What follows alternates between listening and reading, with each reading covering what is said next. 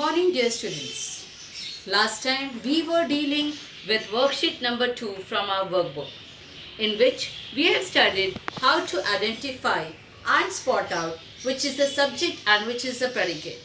So now let's move ahead of that worksheet number 2. Today we are going to deal with a topic that is subject-verb agreement. Last time when we were dealing with subject and predicate, I have told you how to identify the subject, verb and predicate, in which I have told you how you can identify with the verb. A verb is basically an action verb, and for identifying the subject we have to ask the question to the verb, like who. For example, she is playing.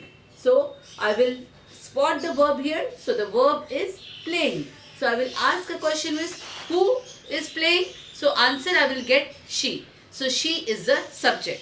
So today we are going to see with what exactly and how we are going to correlate with subject and verb. First and foremost, what you should remember is when subject is singular, then the verb also has to be singular.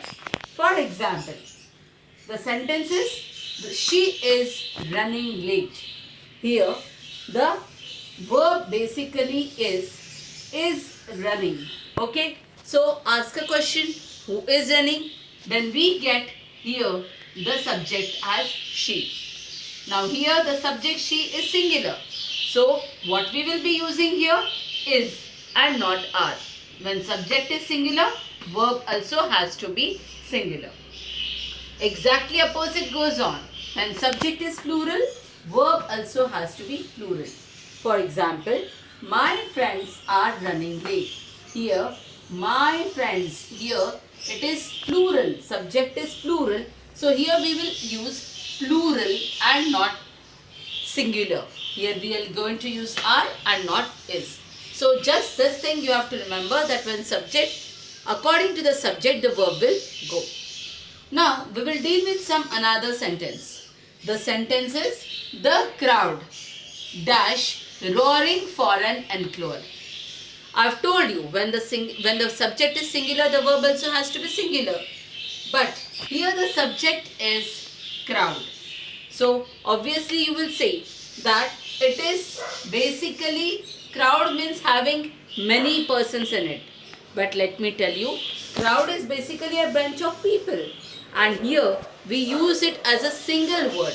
And therefore as it is a singular word, we are going to use is and not are. So the crowd is roaring for an encore. Now, for doing up with subject-verb agreements, there are certain kinds of rules. Now let us see with the rule 1. For example, compound subjects using the word and. You have seen that there are many sentences which are having the subject, in between which there is a word called as and. So in that sense, what we have to do, that I will tell you. The sentence is Sally and John are working late. Here, will it come is or will it come are? That is what we are having with the confusion.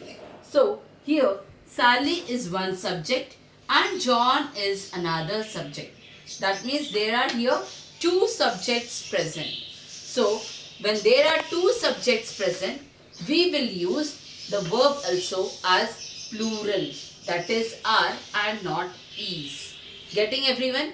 At the same time, there can be something more which will have two subjects, two words in between having with the and. So in that sense, what we have to do? For example, bread and butter is my favorite. Here, bread and butter, they are acting as one single subject. And therefore, we are not going to use are, but we are going to use is here, because they are acting as one single subject. Therefore, we will use is. And here, Sally and John, they are two individuals, different individuals. So here we will use the plural verb. Now we will deal with rule number 2.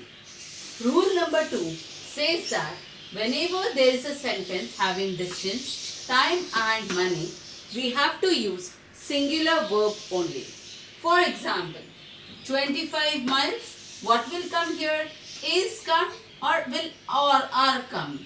So as I have told you the rule, whenever there is distance, that is miles, that is kilometer, we have to use singular verb.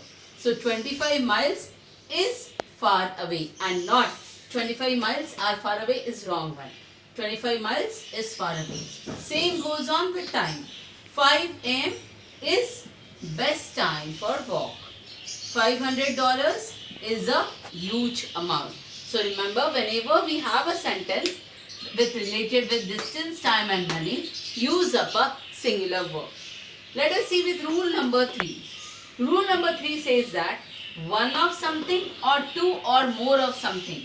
Whenever the word of comes in between, for example, a herd of elephants. So here, whenever there is coming of, so just take out whether it is singular or plural and then use accordingly. A herd of elephants is coming near us. So it will be a singular word. A group of tourists. Again, it is a collective word. It is a collective subject. So we will again use it as singular, that is its. Now rule number 4. Whenever there are sentences having a word, a lot, some or all, then what we should do with that we will check out. For example, a lot of. Okay, a lot of what? Homework. Again, it's considered as single one is difficult. Okay, along with that, all of the players. Again, it's a group. Players is there, but it's a plural one. So here also we will use a plural, that is all of the players are going home. So first check out whether it is singular or plural.